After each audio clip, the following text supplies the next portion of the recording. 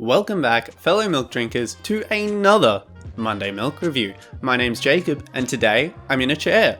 That's because I've hurt my leg recently, so please forgive the slight awkwardness of me sitting for this video. A lot's happened this week. I really have messed up my leg as of yesterday. I turned 25 2 days ago, and I've been playing as much Satisfactory as I can possible. You could call it a slight obsession. Please note that the word slight is greatly exaggerated. Some of you may remember from last week's poll, Bickford's. It's an iced chocolate almond milk drink. I had to pick this one up because it was such a strange thing to see. Bickford's, I know, is a cordial brand which usually does flavors for mixers, so lemon, lime, and bitters. I know they do other flavors, but that's just what my most notable thought of them is. Starting with the packaging, a very nice gold lid. I really like that. It looks fancy. It just brings some extra pizzazz to a bottle. It just makes them look so much more appealing. However, on the topic of bottles, they've done a major sin, and this bottle is criminally soft. You can see it squish with the slightest amount of pressure. Thumbs down for that. But they win it back for the health benefits of it being GMO free, gluten free, lactose free, and there's no artificial flavors or colors. But with that basic first look over the bottle, let's get right into it, shall we? Amber, don't. Amber is off camera, biting my cord to one of my lights. Please don't do that, sweetie. That's not good. You'll get zapped.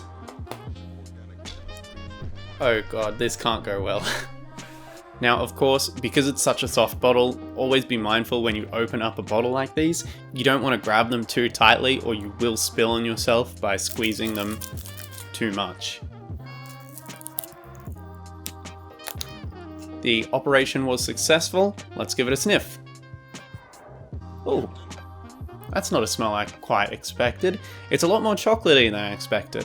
Almond milk typically tends to be a bit watery. I'm not usually a fan of almond milk, but I am dedicated to finding one of high enough quality that I can 100% recommend. Currently, my main recommendation, if you're wanting something lactose free, has got to be the Zimmels range. The Zimmels chocolate is very akin in flavour to oak. It's quite nice and lactose free. The strawberry version is also really nice, so I highly recommend that one too. But let's get back to Bickford's. We'll now pour it out into the glass. As you can see, a very, very deep, rich colour in this one. I think the smell is a bit similar to maybe a paddle pop. It almost smells a little bit like the Milo in a can that I had quite a while back. Let's give it a sniff from the glass.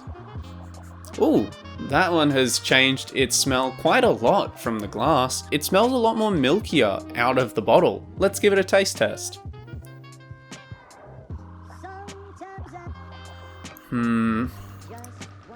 Yeah, so it is very watery, but that flavor's not so bad. It's definitely not a real chart topper. It's really good for an almond milk. This is maybe, I'm gonna call it, this is the best almond milk I've ever had. I don't typically like almond milk. This one's still not like really a competitor to like oak or something like that. But for an almond milk, this is really good. I've never had one this decent. The consistency is very watery. It's definitely not like you're drinking a milk product, but if the consistency doesn't really matter to you, then this is possibly a really good alternate if you're wanting an almond milk which is flavored chocolate. Bickford's has definitely tried to undertake a really hard task of making almond milk nice. Just in my opinion, it's definitely nowhere near as good as the original, and it's very hard for you to make something which is almost inferior in flavor be competitive to the original. The chocolate is quite muted. It's definitely not very strong or present, but it's definitely there. As mentioned, this is a drink which has taken a lot of sacrifices in production to meet certain requirements, which is the fact that it's almond milk and it has gluten-free, no GMO, and no artificial flavor or colors. A lot of drinks can cheat that and make their products even nicer because they don't really care about ethical processing. I don't know about their full processing and if it's entirely ethical, but they do have a bit in mind for the consumer. For those reasons, I'm going to give this one a 7 out of 10. If you are someone who strictly drinks almond milk, this is possibly a higher rating for you. Without bearing in mind the other products which have a lot less restraints, this is possibly your best option. If you're only avoiding normal products because of the lactose, I would steer you possibly back towards Paul's, the Zimmel range.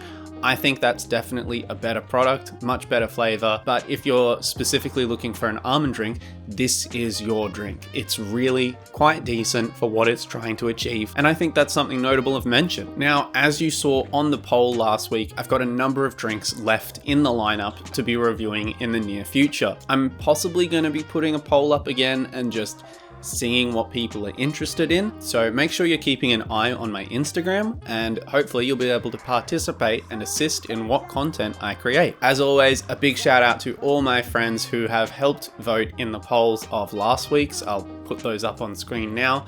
I really do appreciate your assistance in this. It's just a great way to get people involved in helping me make better content that people want to see. If you haven't yet subscribed, please consider it, but why not drop a like for the meantime and help me get a little bit more exposure. This has been Jacob, and I'll see you next week in the Monday Milk Review. Bye bye.